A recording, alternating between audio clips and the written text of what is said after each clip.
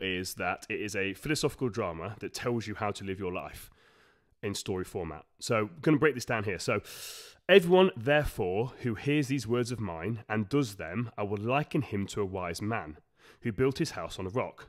The rain came down, the floods came, and the winds blew and beat on that house, and it didn't fall, for it was founded on the rock. Everyone who hears these words of mine and doesn't do them will be likened to the foolish man who built his house on the sand. The rain came down, the floods came, and the winds blew, and it beat on that house, and it fell, and great was its fall. This is talking about habits and routines. Let's break it down. So the wise man built his house on the rocks. He has the solid foundation. He built his life on the rocks. He built his life on solid habits and routines. Welcome to the Prime Life Project podcast, a place to help you unlock your full potential, both mentally and physically, to become the best version of you.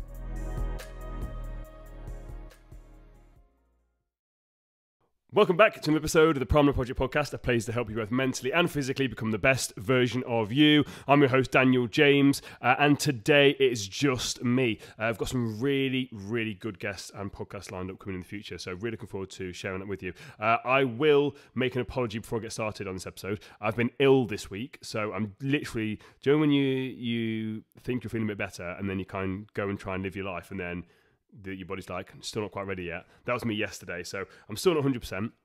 So I've got a bit of a headache, but we're going with it, we're rolling with it. But just in case anyone was watching this and it's like, oh, he's not his usual sort of chirpy self. I say that, but anyone, again, long-time listeners will know as soon as this episode starts rolling, I'll just be going off on one like I always do. So, but yeah, anyway, my voice minute croaker or anything like that is why. So today I want to talk a bit about habits and routines. Now, again, on paper, that sounds really, really boring. So let me just go into a bit of more detail about this because for me, in my life, I've spoken a lot about this on this podcast about habits and routines and my habits. And over the last couple of months, they've changed quite a bit, but I'm not going to talk about that. I really wanted to talk about how important these actually are, because it's something that I work with when clients come to me, whether it's for fat loss or whether it's for the mindset lifestyle stuff. Habits and routines are the first thing that I try and put into place, because without them, you can't actually do anything. So I really wanted to dive into why habits are so important for you actually moving your life forward. Now, you hear habits and routines and you think, oh, boring, boring, boring. I promise you, once you nail this down, once you actually understand how important it is, and once you actually implement some of the stuff we're going to talk about, again, I'm not going to tell you what to implement, but hopefully you just take something and think, actually, I'll try that. And once you try one thing and you're like, wow, actually, this is kind of worked and my life's a little bit easier, then you try another and then another and then another. Because at the end of the day, I can give you my habits and my routines. You are not me. You don't have my life, and you don't have the potential flexibility and freedom that I do have. I'm very well aware that because I own my own business, I can basically do what I want when I want. I know people don't have that flexibility. They don't have that freedom. But that then doesn't give you a reason not to do anything. Because when you then do nothing, that's when your life can seem very chaotic. And I'm getting a lot of questions on these Instagram lives and people messaging me on Instagram. And one of the main things that people seem to be struggling with at the minute is overwhelm. People are feeling very, very overwhelmed. They're feeling very out of control. And out of control is the biggest phrase. I feel out of control. I feel stuck and out of control. And when we break that down, for me, when you actually look at their life and I chat to them, it's because there's no structure there at all. And there's sort of no real habits, because we've all got habits. The problem is, if you're not aware of your habits and the results that you're getting in your life aren't positive, then your habits are negative. They're detrimental, because fundamentally the results you're getting in your life are down to your habits and your routines. So if you're not happy with the results, that should tell you your habits and routines are not good, because it's impossible to have good habits and routines that are in line with your goal and your vision of where you want to go and not be getting the results. There's a thing called cause and effect. We'll do a whole podcast on this at some point. Cause and effect. The effect is the results. The cause is your habits and routines, which are caused by your thoughts and stuff. We'll go into that in a bit more detail. Again, long-time listeners will know a bit more about that and we'll go into a bit more detail about that. But anyway, for me, habits are the compound investment of self-improvement. Let me say that again. Habits are the compound investment of self-improvement. So you start to do one thing. You then like, wow, this is really, really working. And the whole thing with these habits and routines is, once you find something that works for you and it sets you up so mentally you're in a good place, and then you have a good day, you're reflecting in the evening and you've had a good day, look back at why have you had a good day, and then try and replicate it. And then when you replicate it, it then compounds because you're in that good flow state. When you're in a good flow state, you're vibrating at higher energy. When you're vibrating at higher energy, you start to see things. When you're in line, people talk about all the time on social media, oh, you've got to be in alignment and blah, blah, blah. Like, what the hell does that mean? Basically, being in alignment is, I know where I'm going, and I'm doing the things I need to do to get there. That is what being in alignment is. You're in line with where you're going in life. Like this is where I'm going. All my actions and the things I'm doing every single day are lining up for me to get that. That is what being in alignment is. Again, it doesn't have to be financial. It could be in a mental health thing. Like you mentally want to feel better, and you're just lining up doing all these things every single day. That means you're in alignment for that to happen. Again, not going into too much detail about alignment, but that's fundamentally what it is. And they are basically the foundation and backbone of success, and they either help you or hinder you in reaching your goals. So whatever goal it is you've got, again, it could be financial, it could be spiritual, whatever, it could be mental health, mindset, fat loss goals, whatever it is, understand people are successful because of their habits and routines. Look at any successful person, they'll tell you the exact same thing. I had a conversation, I was literally talking to the Mikey and Katie, obviously Katie was there, about a conversation I was having with a millionaire. Wasn't anything to do with the fact he's being a millionaire, but I just happened to talk about his routines, and he's just like, yeah, I do the same thing every day. He didn't tell me in much detail, didn't really ask, I wasn't really that bothered, but straight away he was like, yeah, I get up every day at this time. I already knew where he was going with that because I've studied successful people. I already knew. Well, I was like, oh, I know what you mean by that. I already knew that he gets up into certain things. So I already knew, yes, he gets up at a certain time, but it's not about getting up at a certain time. He does that because it allows him to do certain things that gets him into the flow state, which then allows him to do what he does. So I got that. I didn't even need to have that conversation with him. It was like the underlying thing. But then you read books, you see YouTube videos, because this is the thing now. I talk about this in schools. Like, whatever you want to do in life, whether it's financially, fitness related, whatever it is, we're in the most blessed position ever where we can actually go onto YouTube or Spotify and look at, or Apple Podcasts, whatever it is, and search out people that are doing what we want to do, and we can literally hear them telling us how they do it. Never ever before in history has that been a thing. And I'm going to talk about another podcast coming up because there's so much stuff that's whirling around in my head, and the stuff that I'm learning in a minute about knowing we've got to do something and then actually doing it, because there's a thing called the knowing-doing gap. So we know these things, but then we don't do them. So it's all very good that we see this information, we know, oh, this is what I've got to do, but then we don't do it. We'll talk about that. But my point is, have you ever actually researched these people that are doing what you want to do? Because they will literally tell you the blueprint. They're not going to sit there and be like, right, listen to me, I'm going to give you everything, because most of the time they'll charge for that information. But if you know what you want, and here's the key thing now about the goals, we've got off a bit of a tangent here, but we're going to roll with it. If you know the goal that you want, when you're listening to these people talk, you'll be able to hear these bits of information because your brain, the reticular activating system, will be like, ah, this is what they mean there. You'll hear the information. Me and you could listen to the same person, but if you know what your intention is of listening to that person, you will hear what you need to hear. And I won't. So I've done it before when I took my coaches, about 3-4 years ago now. So I took my coaches to see this big coach. So a lot of my coaches at the time were really inexperienced when it comes to fat loss. I've been in the industry for a very, very long time. So basically I took them to see this speaker. So there's 100 people there, 100 personal trainers. And this guy was talking. So my coach is there taking notes. I knew all of this stuff this guy was saying. Not being big-headed, I'd heard it all before. Again, I wasn't going in with that egotistical attitude. I was listening, I was learning, and the way I articulated it was brilliant. But because I knew that I would know most of the information, I went in there with the intention of, I need to find golden nuggets from this guy's talks that I did not know.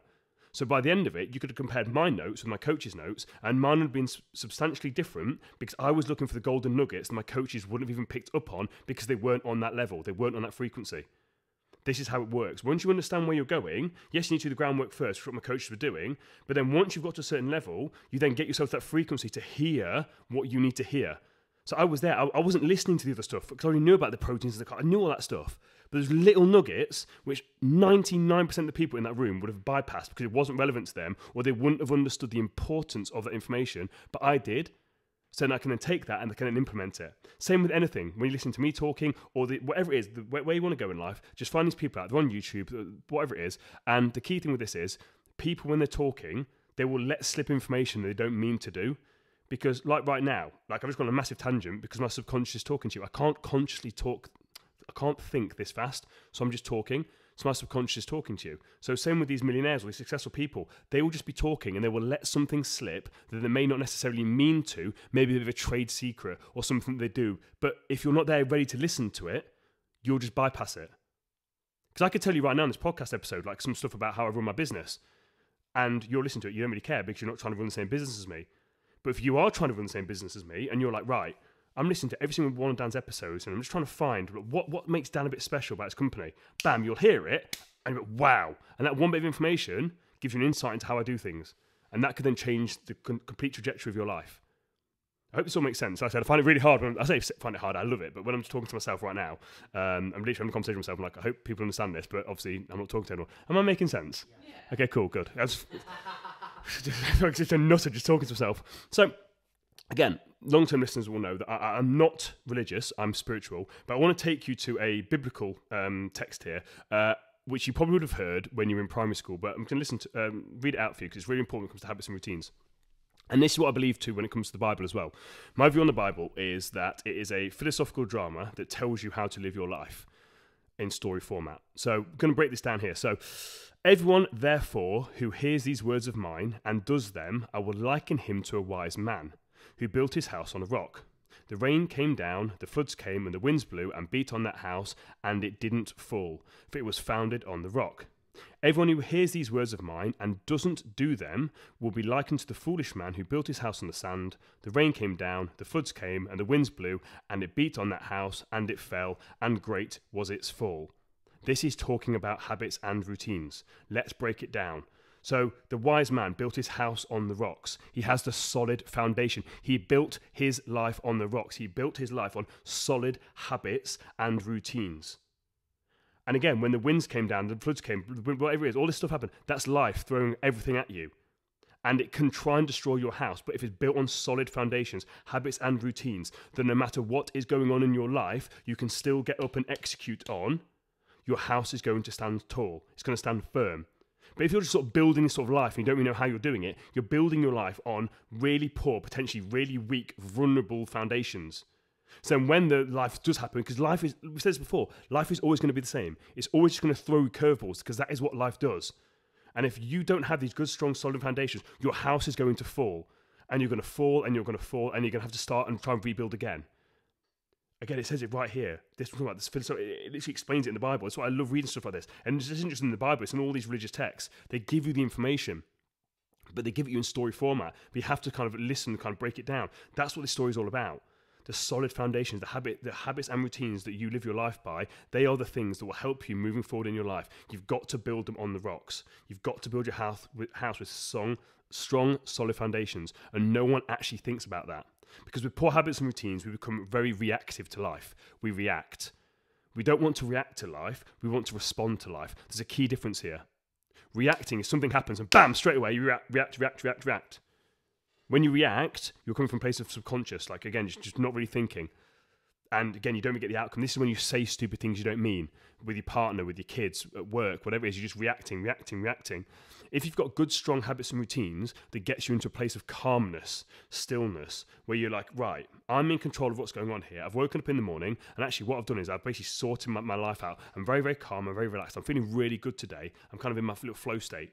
Now, that doesn't mean it's going to stay that way, but when something happens, your kids do something, or your boss says something, or your partner says something, you can take a second, and then you can respond. That's the difference. You want to respond to life, not react. Because from responding, you are in control of what you're actually putting out there, and you're actually going to get the outcome that you want. Most people don't get the outcome that they want because they're reacting. When you react, it's instant. That's not what we want. We want to respond. Because the goal here, when it comes to your habits and routines, is basically being proactive. You're getting ahead of the curve. You're being proactive so that you then don't become reactive. You can then actually respond, which is what it's all about. Because we all have those days, which again, let's talk about when the storm comes with the houses and the rocks and the sand. Like, we all have those days where you wake up and you're feeling absolutely incredible. Like, we all have them. The problem is people have them and don't realise how or why they have them. So they happen maybe once every 3 months rather than every single day. So you wake up, you're feeling very, very refreshed, and you just start absolutely smashing life. And everything is just absolutely effortless. The lights are all on green. Just everything's amazing. You check your bank account and just £20 come in from nowhere. Like, oh, this is amazing. And then suddenly, out of nowhere, something happens, someone does or says something to you, or you get caught up in your own head, and then you free fall without a parachute into a hurricane. That is what it feels like. We've all had those days. You're literally like, life is incredible. You're thinking, wow. And out of the blue, bam, you're in this vortex of misery with no parachute and just whirling around like, what the hell has just happened? And again, it could be for a number of reasons. It could literally be because something's happened, which again, life just happened, like things happen, bad things do happen, or someone's done or said something to you. So again, you've then reacted, not responded, you've reacted to it and potentially making the situation worse, or you just get caught up in your own head, right? Because we all do that. And again, if we're not aware of our thoughts, if we're not present, then potentially that negative thought's popped up, we've latched onto it, and then you're going down that dark rabbit hole. So again, this is when it's talks about taking back control, which is what we all want. And by taking back control with these habits and routines, it's about starting your day right. Because if you start your day right and you finish it right, 9 times out of 10, the middle will take care of itself. So for me with this, it's then just asking yourself, like, what is a good little morning routine? What does it kind of look like? So for me, it could be anything. And I've said this to Mikey before. Me and Mikey had a conversation about this. But I want to go deep dive this a bit more, where I used to be so structured in my routine that I couldn't be fluid with it at all. Now, with what I'm doing, I have to spend an hour every morning on my morning routine. I have to. Because I'm invested in this thing I'm doing. I've got a coach helping me through this thing. I have to spend an hour doing it. So I make time to do it every single day, and it is a non-negotiable for me. Now, you guys don't have that, but the point of this routine that I do is it sets me up mentally for the day. And with what I'm trying to achieve, it takes an hour to really get me up there. And again, it's a compounding effect. So am I there where I want to be yet? Absolutely not. Am I where I need to be? No. But if you look at how I'm vibrating and how I'm conducting my life day to day, I'm a lot better than where I was where I started. So it's clearly working. I can see the benefits of that. And that's part of the evening reflection. My point is, even if when you're waking up in the morning, you are conscious about having your cup of coffee and just saying 3 things you're grateful for while having your cup of coffee, it could take you 5 minutes. What you're doing is you're intentionally focusing on the positives. Because what most people do is they wake up and the first thing they do is they check their phone. If you take anything from this podcast, anything at all, I've spoken about this before, do not look at your phone for the first hour of the day. There is no reason why anyone should be contacting you within the first hour that you wake up, unless you wake up at 10 o'clock. But if you're waking up at 6 or 7 o'clock, for the first hour, no one should be contacting you that's that important. So you can then actually spend time being present with your kids, or your partner, or yourself. Because what's going to happen is you're going to turn your phone on, and I'm going to tell you what you're going to do. I don't know you, but you're either going to look at your Instagram, or you're going to look at your emails, or you're going to look at the news. And one of those 3 things right there, let's say you wake up and you're like, oh, I feel so refreshed. You look at your partner and you're like, oh, I'm so blessed. Your kids come in and your kids are like all glowing and everything's magical. And you're like, oh, brilliant. You turn your phone on and then you get a message from your ex-boyfriend, or you've got an email from your boss, or you look at all the negativity in the news. Straight away, all that positivity goes out the window. You've forgotten all about it. You're then going to be in your own head. The kids then are going to be getting frustrated at you because you're not being present. You're then going to shout at your kids because they're like, mummy, mummy, daddy, daddy, whatever it is, whoever you are, whether you're male or female, like shouting at you. And then you're going to shout at your kids. And then your partner's going to... And all that's happened is you've just set yourself up on this negative trail completely unnecessarily. Nothing positive happens when you look at your phone for the first hour of the day, and that is a fact. Try it. For the next week, for the first hour, do not... Even just try 30 minutes, because I guarantee you what you will do is you'll wake up, you'll turn your alarm off, and the first thing that you will do is look at your phone. I put my phone onto airplane mode in the evening. Again, that's because I don't have any kids or anything that need to call me or anything, so that's absolutely fine. I turn it onto airplane mode, and it stays on airplane mode until I am ready to then take on this information. Because what you're doing is you're putting on your suit of armor. You're getting yourself ready to tackle the day rather than the day just throwing stuff at you. Because if you start that day off in such a negative, what you're doing is you're starting yourself in a negative position, which then means you've got to get yourself back up to baseline before you can then have a good day. How about you start the day off with some positivity, because then it's harder to then go down. Because you're building that buffer up. Build that buffer up. And if you do that in the morning and you do that in the evening, what's going to happen is your buffer's going to get bigger and bigger and bigger. Again, people that are happy, people that walk around in this state and you're like, whoa, how have you done that? It's all by design. People are either consciously aware of it or they're not. But people that aren't consciously aware of it, look at their routines. I guarantee you they're not looking at any of this negativity. We all know where your attention goes, your energy flows. So again, what are you doing? What are you putting your energy on? Are you focusing on all the negativity? Are you focusing on the social media, all these text messages you've got from your boss or the emails? Like, just stop. Because you're setting yourself up for failure. Take back control. Now, again, with this, it sounds a bit boring. Oh, like people always say, like, oh, this stuff is like, it's boring. Like, this discipline, it's like, it's punishment. It's boring. It's not. This discipline gives you freedom. Because if you've got no grasp on your habits, life is always going to get away from you. If you've got no financial habits, you're always going to be short of cash and you're always going to be broke. And if you've got no good, healthy food and exercise habits, you're always going to be feeling overweight, lethargic, and have a load of brain fog. Like, discipline gives you freedom. When you're disciplined in doing certain things, it gives you freedom. I spoke about this on Instagram Live yesterday, the Q&A I do every single Wednesday evening. 7:15 every Wednesday evening on Instagram, do a live Q&A if anyone's interested. You can jump on that.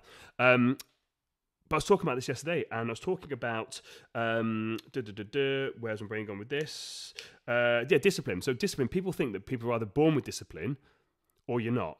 And that's not true. What we're not taught is to build discipline. You can build discipline. It's like a muscle. You can build it. You build discipline by doing things that require discipline. And that is what we're not taught. So practice things that require discipline and you'll become more disciplined. That is how it works. And the most effective way to change your habits, here's a key thing here, is to focus not on what you want to achieve, but focus on who you wish to become.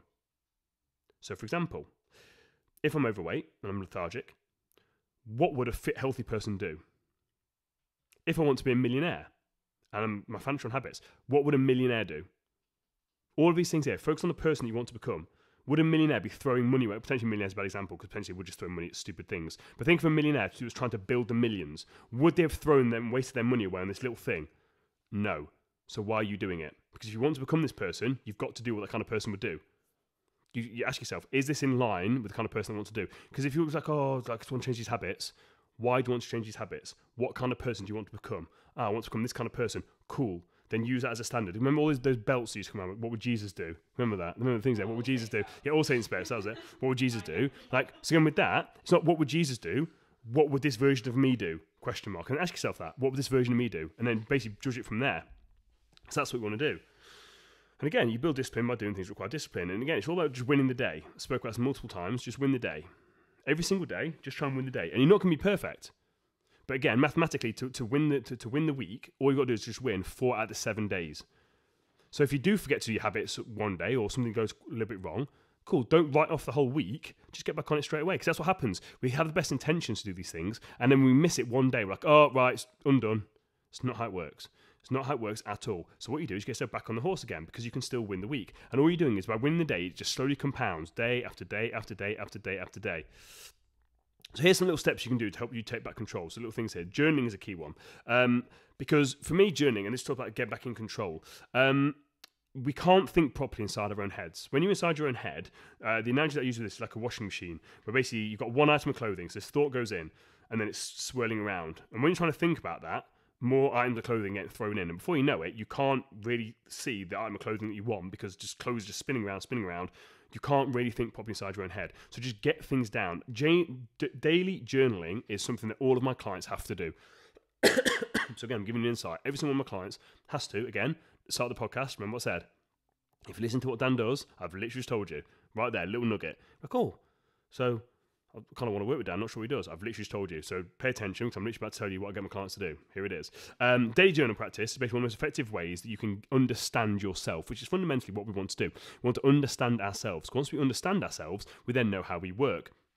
And once we know how we work, we can then change how we work. Very, very simple. And again, how you think and how you feel and how you respond to situations is very, very critical. We don't tend to notice these things. We don't tend to notice patterns. We are a creature of habit and patterns. Whether you're aware of it or not, if you can start to notice your habits and patterns, both positive and negative, you can start to then think and feel and respond differently into situations by reflecting. So I get my clients in the morning when they're journaling to basically start it off by saying, today I'm feeling.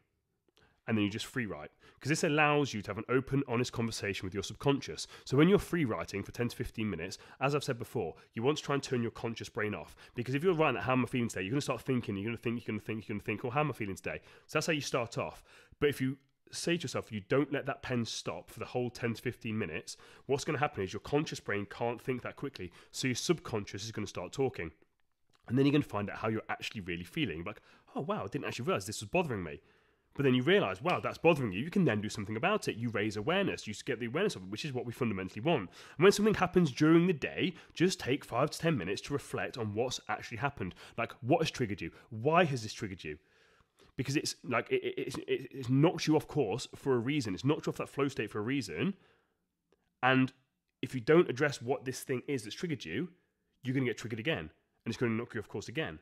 So again, pain plus reflection equals progress. This is the reflection. Now, you don't have to just bust a journal out at work and start journaling about it, but just think, when something happens, just reflect. Why has this bothered me? Someone said something to me the other day, and it massively got in my own head. And I literally sat there in the moment afterwards. I was like, I'm just going to sit with this and try and figure out what has happened here. I then got to the bottom of it. Literally within 10 minutes, I was then absolutely fine. Whereas normally, I'd have been stuck inside my own head probably for the whole rest of the afternoon. And I was just talking to the guys literally before we started this. Like, all the stuff that I talk about here is stuff that I do myself. And I'm not perfect. I still have bad days. I make it very clear to you guys, I'm not perfect. I'm not here to preach. I'm just like, I know right now that my life is substantially better than it was, and I want that for you guys, because a lot of the information I know, people don't know, and it should be freely available. So that's why I'm just sharing this stuff with you. Because fundamentally what we're going to do is try and get the core essence of the issue. Now, also something here, if something's like bothering you and you're feeling a bit prickly, I call it, is just ask, what would you say to a friend? What would you say to a friend? Because we tend to be kinder to others than ourselves. So try to imagine that your friend has experienced this thing or this problem that you're going through, and then what would you do? Like, how would you reassure them? And what advice would you give them? And come from a place like of that, because you probably can't do it to yourself, because again, we don't like to be kind to ourselves. But what advice would you give to your friend? If your friend presented these same problems and issues, what would you say to them? You then come to a place of compassion towards yourself. That's what it's all about, compassion. Show love and compassion and kindness towards yourself. Change that relationship with yourself. Start to love yourself, and then, honestly, the world will start to love you back. It's bizarre how it works, because the universe and the world is just a direct reflection of how you see yourself. So if you see yourself as just a horrible human being, the world is going to just keep showing you more of those things. So start to love yourself, and you'll start to see the world loving you back. It's bizarre how this whole thing works. And another thing you do is just change negativity to neutral. So I spoke about this before in like positivity paradox, but so many times it's important to recognize these negative intrusive thoughts can be very, very intense, and they do actually massively throw us off track. And then you can't expect to go from such negative feelings and emotions back to feeling amazing. We put this expectation of, well, I want to go back to feeling amazing. Well, how about we just aim for neutral? Because being okay is better than feeling horrendous. But we want to go from horrendous to feeling superfragilocalistic. Yeah, I nailed that. You're welcome. So that's where we want to go to. But it's not realistic. So sometimes just aiming for neutrality is absolutely fine, because then from neutrality, we can then build up to something a little bit more positive. And also have a positivity plan. This is something really powerful. Having a positivity toolkit to help you get back to neutral or feeling more positive is one of the most underrated tools that you can do. So some things that you can do with this is have an album on your phone. It's like a positivity happy album where it's maybe pictures of your kids, your partner, like your favorite holiday destinations, or just something that when you look at it, you're just like, wow, this is amazing. You just look at them and it elicits that feeling of happiness. So when you're feeling down, you can then start to focus your energy on that, because again, what you're doing is you're going to be focusing on that. You're going to be giving that your energy. You're going to start to feel a little bit better. Again, we're trying to get you to neutral here. So again, wow, that's amazing. Or videos that are there, any achievements that you've got, stuff like that. Or you can also have a playlist, a happy playlist. Don't make this mistake, because what a lot of time people do, like, I love heavy metal music, love my rock music, my indie music. When I'm feeling low, is that really a good thing for me to be listening to? Probably not, because most of the lyrics in there talk about being miserable and how life sucks and all these sort of things. Like, so maybe let's not listen to that. Maybe this isn't something a bit more upbeat and positive. Because during one of the lockdowns, I think it was the second lockdown, every single morning in my positivity toolkit, there was a comedy club called the Hot Water Comedy Club that's in Liverpool in the UK. And I used to listen to their videos every single, it was like a 1 or 2 minute video, but it was a comedy act up on stage. And it used to make me laugh every single day.